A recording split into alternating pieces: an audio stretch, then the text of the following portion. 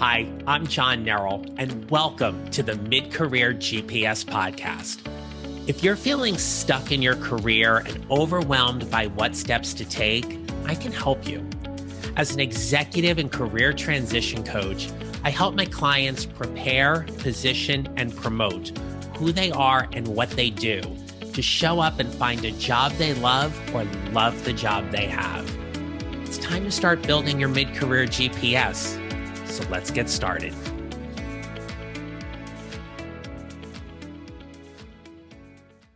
Hello, my friends. Welcome back to the podcast. It's quarter four of 2021. It is a push to the end of the year.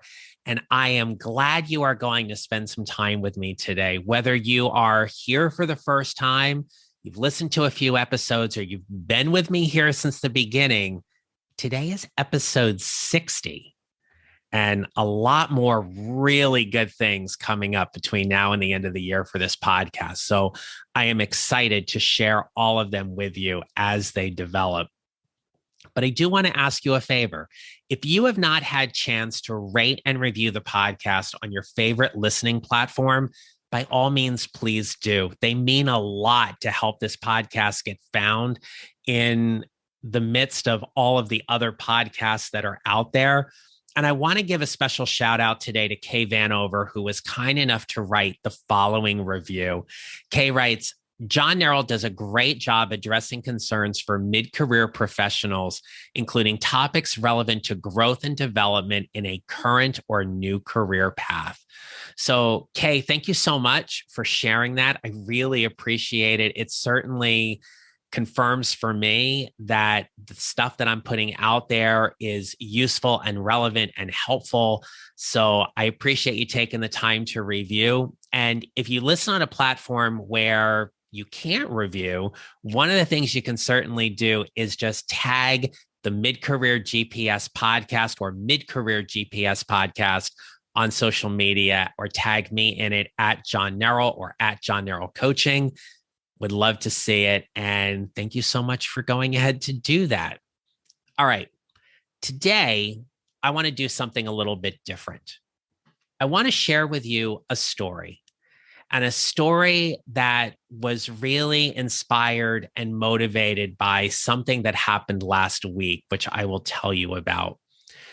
But when you think about your career, whether you are currently in a leadership role where you're managing staff, or you are directly leading a team, a department, an organization, the truth of the matter is you, as the leader, are pulling from all of your education and experiences. And some of those experiences are based upon the people who you have been managed by. And some of them were probably really good and some not. I often say that who I am as a leader is a combination of all of the things I have learned, that I'm here because of the totality of my experiences, and how I show up and lead is based upon the things that I have seen leaders do that I want to emulate. And for the leaders who I've not been so fond of, to promise I would never do those things either. So for today, I'm going to share a story with you about an amazing manager I had that I only worked with for 5 weeks. So in my best Golden Girls Sophia Petrillo impression, picture it: Baltimore, Maryland, 1994. Now, being a bowler, you're always looking for great places to go bowl. And just a few years prior, a wonderful bowling center in Baltimore opened called Country Club Lanes. Just the name alone, right? And Country Club was the destination in the Baltimore, Washington area for tournament play, league play, and also a really great place to go just for recreational bowling. They had everything. They had an amazing restaurant. The lanes were magnificent. They had this huge concourse that you could walk around in. Great pro shop, great people who ran the pro shop. And it was just a great place to go. And I remember one of my nearest and dearest friends, Vicky, she and I would go over to the bowling center and go bowling at Country Club. And after I graduated from Loyola College in Baltimore, now Loyola University, I stayed there and I had taken a teaching job where I taught for 2 years. And I only taught for 2 years because at the end of the second year, they didn't renew my contract, which is a nice way of saying you got fired. But in education, we say they didn't renew your contract. And when that happened, I obviously was looking for work. I was trying to figure out what I was going to do. And I was a little soured by the whole experience. And I thought, well, I'm not going to go into teaching. I had graduated with a bachelor's degree in psychology. And so one of the benefits at the time of teaching in a private school was that I didn't need to be certified. But if I wanted to teach in a public school, that certification was important. I didn't have it. It wasn't an option for me. A lot of you are struggling or thinking about, do I need another certification? It depends on the industry and where you plan to land. So since I wasn't figuring I was going to become a public school teacher, I didn't need to be certified. And I had also been involved in schools my entire life. I wanted to see what else was out there. So I had taken a part-time job with, at the time, the Young American Bowling Alliance, promoting their in-school bowling program to physical education classes. And I was supplementing my work time with temporary employment. Now, my administrative skills are really good. I type about 70, 80 words a minute. And I loved coming in and taking care of all of the administrative work because I was good at it and I could clean a lot of stuff up. So for a temp, I was really good in that regard. And I thought, well, I'll just go in and do some work and then they'll hire me because it'll be a temp to perm position. And that sadly never happened. But one day I happened to be over at Country Club and the manager at the time is a wonderful gentleman named Kurt Pisano. And if the name Pisano happens to ring a bell, if you are a bowler, you will know that the Pisano family is legendary when it comes to bowling. And Kurt's dad is probably, without question, the best bowling writer that we've ever had. So there was legacy and history in that name. And so it was always great talking to Kurt. Like we would talk about bowling and stuff like that. So I didn't know him really well, but I knew him well enough that when I went into the bowling center, I was at a tournament. Hi, how are you? We'd have a conversation. And it was always pleasant, which was nice. So I'm talking to Kurt and I'm telling him how I really want to get involved in the bowling industry, but not really sure exactly how to go about doing it. And he happens to mention that he has a full-time position in his bowling center, Monday to Friday, 9 to 5:30. And if I wanted it, it was mine. He said, I will show you whatever you want to learn about the bowling industry. I will teach you as much as I can, but I want you to promise me one thing. If at any point in time you don't like it anymore, or you don't want to do the job, do the right thing. Give me 2 weeks notice, no hard feelings. Of course, Kurt. Yeah, thank you for the opportunity. He said it so naturally. And I was like, well, yeah, of course I'm going to give you 2 weeks notice. I've said on this podcast before, quoting a bowling sports psychologist, Dr. Dean Hinnitz, that trust is repeated behavior over time. So it makes sense when we're starting to work with somebody, whether we know them or not, both parties have to establish trust. The way we start establishing trust is by setting up some ground rules and showing up to honor those. When we set those ground rules, we know how to play. And all Kurt was doing was saying, look, I'm happy to hire you, but if I do, here's what we have to agree upon. And I appreciated that so much. And when the first day came for me to be on the job, I was super excited.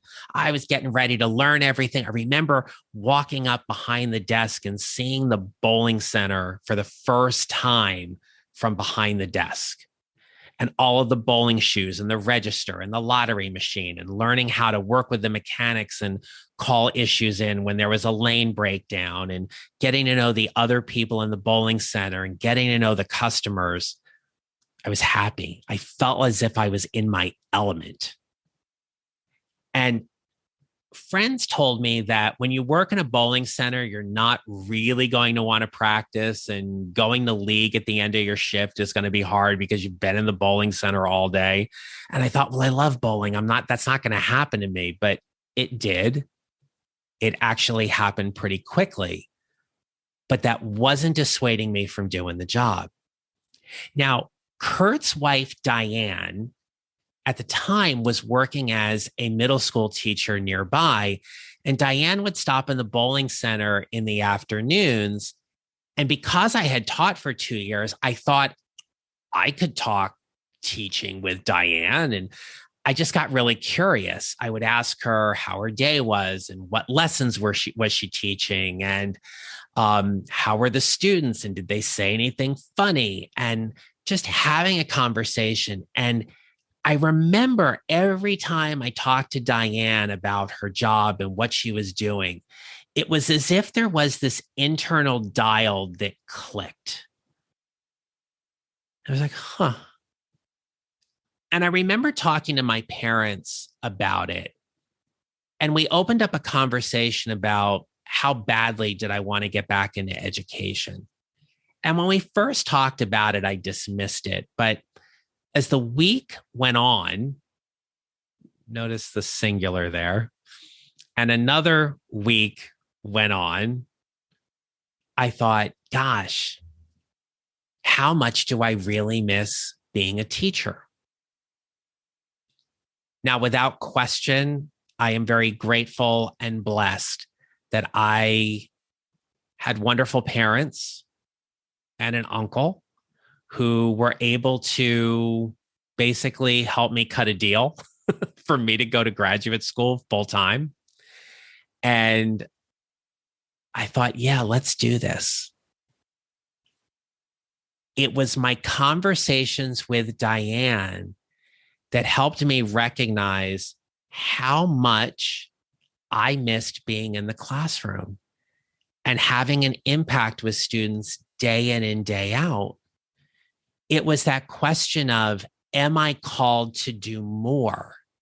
Am I called to be more? Is there something else in my career that I am meant to do because it is a better fit for me? My hat is off to everybody who works in the bowling industry. It is a hard, hard job. And I raise a glass and I tip my hat and I put my hands up in the air for all of you, because you truly do some amazing work.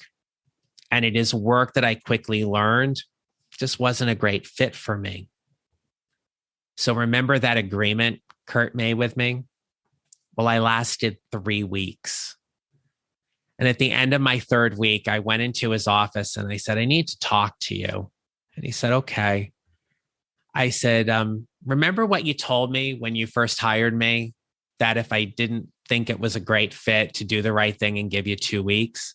He said, yeah. I said, well, I'm going to do the right thing and give you 2 weeks.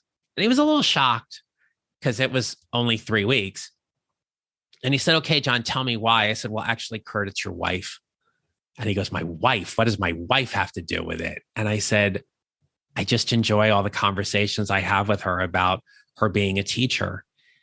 And what it made me realize was that I missed it so much that I'm going to move back home to New Jersey. I'm going to enroll in a program where I'm going to get my master's in teaching and a certification to teach mathematics. And I'm going to go back in the classroom and I'm going to do it a whole lot differently this time. And I will always be grateful to you and Diane for this moment. And I finished out my 2 weeks and I moved back to New Jersey.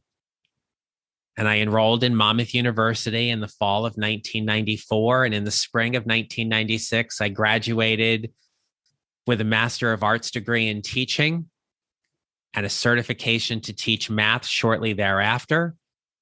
And I landed a job teaching middle school mathematics in the Oakland Public Schools in Oakland, New Jersey, the town right next to the Real Housewives. That's another podcast in and of itself. Though those 5 weeks that I worked at Country Club Lanes shifted my entire career path. I ended up having a 25-year career in education that is a direct result of a job that I held for 5 weeks. And the way I watch Kurt show up and lead every single day, the way he handled the conversations with me, absolutely shaped how I interacted with my colleagues, my students, my direct reports, my team members, because he taught me how to set the ground rules and get off to the right start when you begin working with somebody, regardless of whether how much or how well you know them.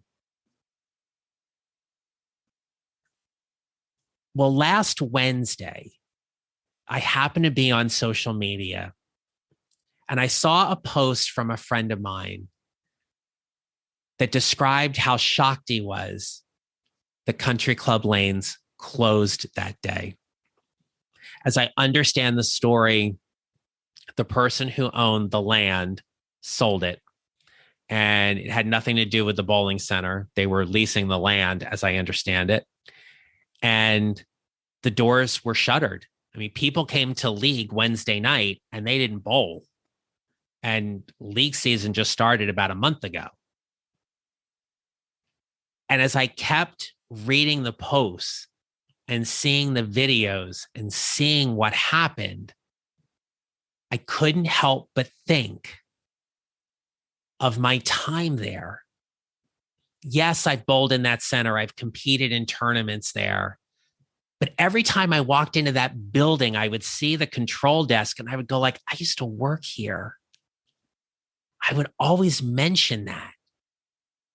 And it was those 5 weeks that had I not said something about my interest in the bowling industry, had Kurt not been there that day to hear it, had he not offered me an opportunity that I was going to welcome and be open to, and that I took it, and that I had a conversation with his wife that led to another one, that led to another one, that got me missing what I had been doing 2 years prior, had all of that not happened,